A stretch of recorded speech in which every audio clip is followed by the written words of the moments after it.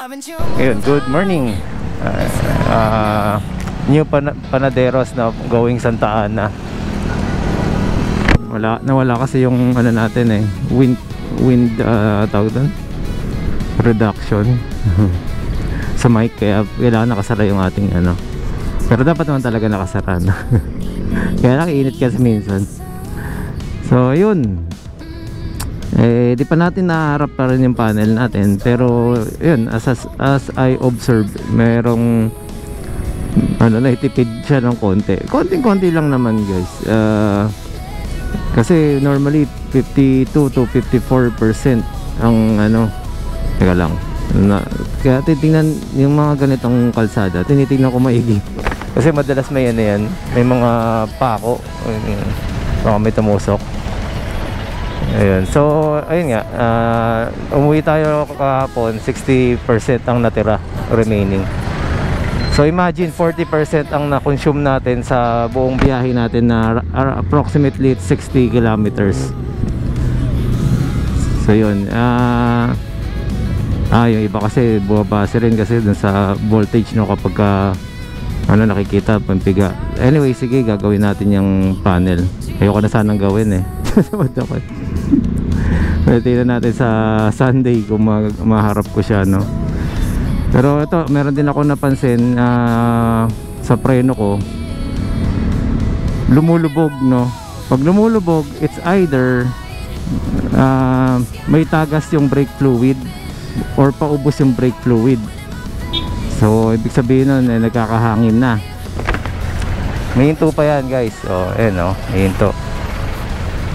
Tapos yung pwede rin panggalingan kung may tagas din sa hose, baka butas ang hose.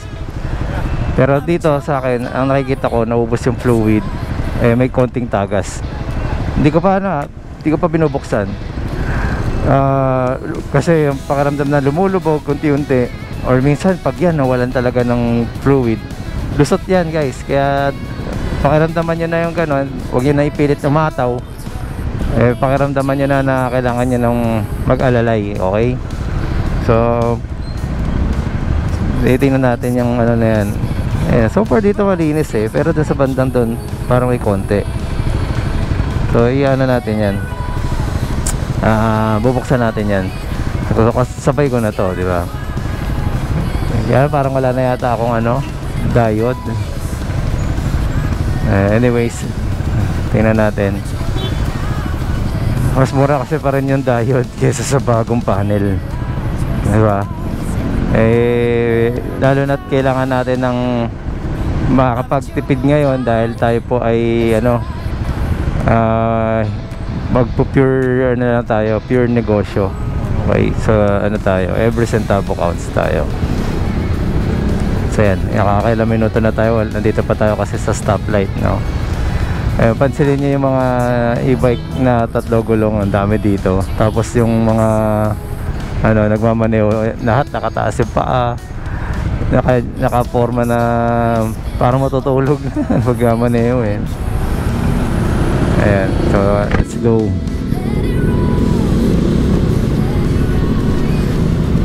Ayan, ganito po kami sa araw-araw sa so maghanap tayo ng ng work ulit, ng na pwedeng nakakapagnegosyo pa rin. So yan, ayan, preno pa rin naman to, kaya lang mas mabuti na nag-iingat kayo, lalo na kung hindi pa nyo kabisado, no. Ayan, hindi, kala ko WSP. Ayan. So ito na, para Santa Ana. Dito po yung St. Francis na ang tawag doon, church ba? Or chapel? Church. Ayan, speed 3. Truck, ang laki. Marang si Lego.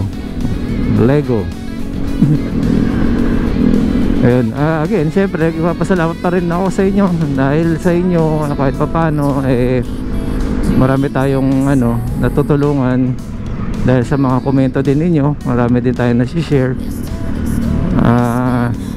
Pasensya na, meron kasi nga na hindi talaga ako hindi ko naman piniflex yung yung e-bike, no. Ang inaano ko talaga is sharing lang sa road safety at syempre yung basic, no, kulit ng motor, basic na kaalaman, dahil kapag ikaw ay nag-e-bike, it's either e-bike, motor, ano ba yung mga dapat na kaya mong gawin dyan, kasi kailangan mas kilala mo yung mas kilala mo yung ginagamit mo, no, kasi iba-iba ang sakit ng bawat motor, no. May mga ang sakit pagka nalubat to, ganito, ito yung puputok, ito yung fuse, dapat may dala kang fuse. Yung iba naman lagi napuputulan ng belt, may problema sa sa pulley or sa torque drive, baka masyadong matigas yung spring. Ayan. So dapat mas kilala mo yung mo. Ayan po yung mga may encounter ninyo. Tapos yung alam nyo na, ito pagka dumaan ako dito nagkakaroon ng so iiwasan ko siya, di ba? Nararamdaman ko yung mga bearing, tawag ganun, at kung palitin pala yung bearing, hindi mo pa rin napapalitan. So mas kilala mo, napaga yung liko ko dahil dami doon. Ayan, init. Ayan, so ito po ay M. Rojas. Sikat na kainan dito ay Akik.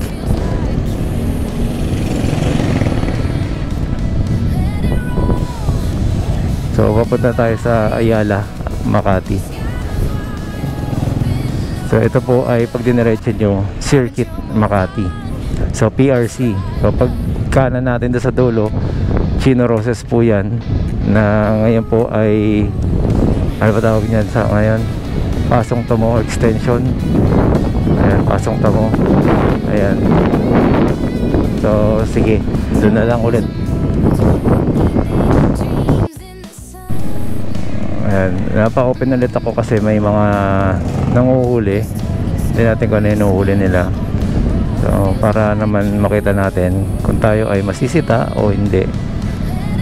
Pero dahil complete ang ating gears,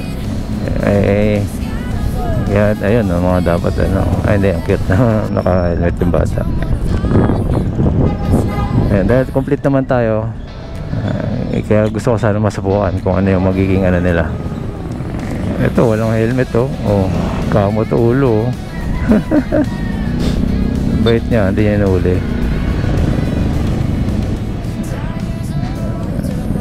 Ayan, mga nakakahiya din kasi kapag dumaan ka. Alright, doon na lang ulit tayo sa may bandang Ayala na. Putol lang aking sayang hindi natin na video yung biglang pumat sa atin.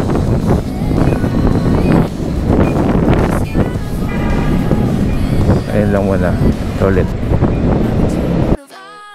Yan, Makati guys, dating fire station, hindi kunyari hindi ka nakita, RCBC Plaza, Ayala, then Hilpuyat guys, also known as Buendia, not Buendia, di ba? So, teleperformance pala yun. Dati people, tawag yan? People support pa tawag yan. So, ayan. Columns. Ayun. Oo nga, no? Ano pala Makati, guys? Pagka Makati, nagde-December or nagde-design na sila ng mga kanilang naglalagay na sila ng decoration sa kalsada. So, the whole Ayala, ayun sa plaza. Ito dito, meron dito sa so ayan, ang daming lady rider ngayong araw na to. Yan, nakasabay natin, kanina meron ding nakaitim na Pasio. Dami pa rin Pasio. Doon pa rin tayo sa Bergman Street. EX, yung gusto ko yung EX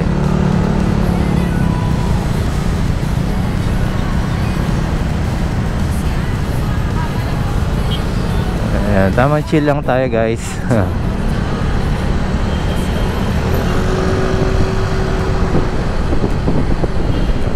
Ayan. pwede tayo sa bike lane. Dito sa Makati guys, wala talaga nanguhuli pa ng ano, walang helmet na e-bike. Pero sana sinisita nila. Ayala North Exchange. Ito pala ang Ayala North. Italianis.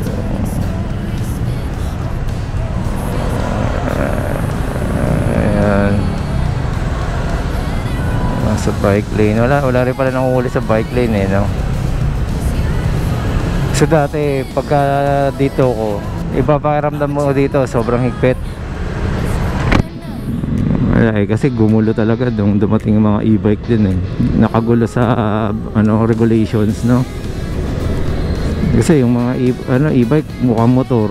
O di minsan nakala nila pati yung motor mukhang e-bike. Vice versa.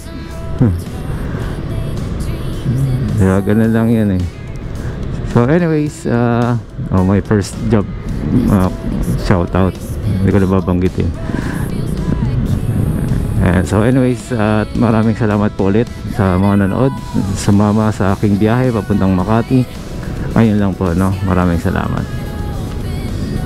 Ayan o, meron na rin tayo dito sa Japan guys. So okay, once again, Marvin Chua Motovlog po. Maraming salamat po. Salamat din po sa mga nag-subscribe. Subscribe, okay. Bulol pa, no?